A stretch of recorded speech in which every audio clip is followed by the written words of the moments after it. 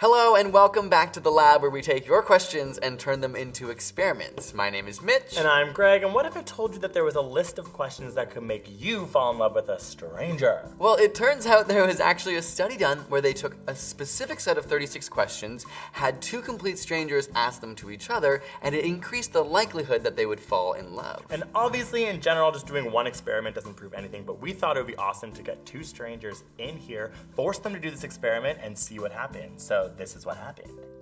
My name is Cam and I'm 24. My name's Emily and I'm 22 years old. I'm nervous about today, to be perfectly honest. I really want to see if the study works. I think it'll be, what if we hate each other or we don't like what we're saying? I think it'll be cool to see if it's effective.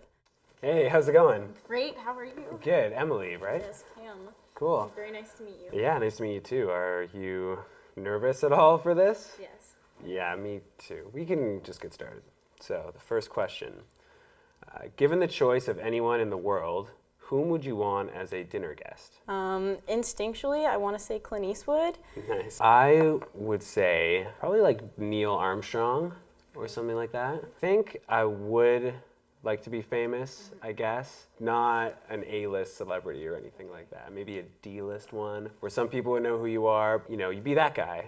I sung to myself on the car ride over here. I was listening to Taylor Swift. Nice. What song? It's the whole album. Oh, nice. And Fearless, not even her new stuff, so. They're keeping the questions pretty light, as you could see. You used to think I was going to die really young, like in high school when I was angsty. I was like, that's going to happen. But then I hit 18 and I was like, forget that, Emily. You're going to live to 100. You're making the Century Club. I've always wanted to be a good artist. I'd like to be maybe a bit more assertive. Maybe not too much so, though. I don't want to push people into doing anything they don't want to do. My most terrible memory was the morning my sister called me to tell me that my mom had a heart attack. Yeah, she's okay. Okay, that's good that she's okay, but I can imagine that is terrifying. Yeah, that was a bad memory. She's alive well now? Yeah, she's doing well. Good. She's doing very well. I would say mine would be when my grandma's mind just kind of started deteriorating, because she lived with us for my whole life, to see her forget who I am and, call me a different name, and she would wake up some days and, and she's a 90-year-old woman and wonder why she didn't have school. That whole part is pretty terrible, I would say. So, yeah. Yeah, it'd be really hard. Mm-hmm.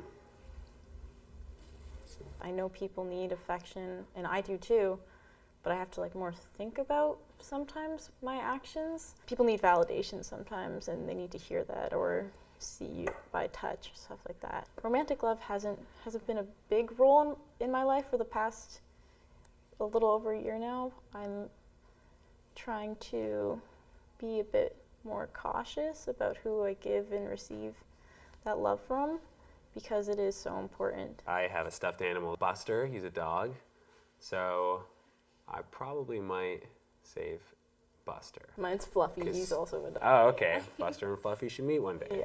Yeah. I was worried about this coming into it because I can be a little bit awkward, but you make me feel at ease. You seem very cool and calm but confident at the same time.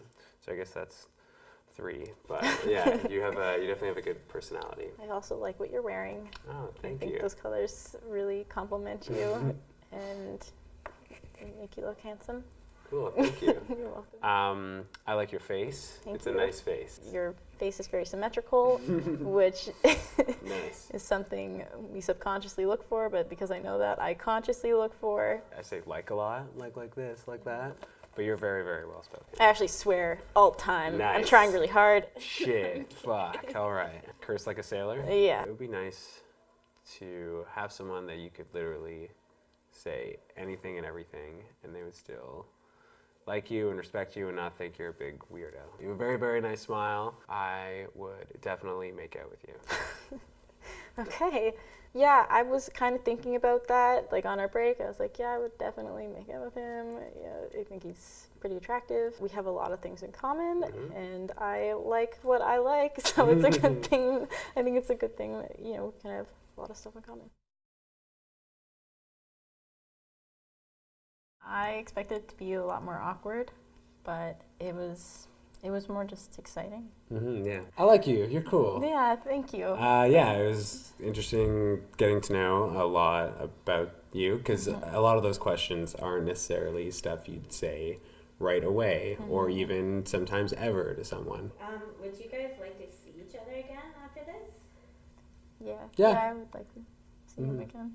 Okay, and if you guys want to, and there's no pressure, you guys can kiss if you would like. Sure. Sounds good.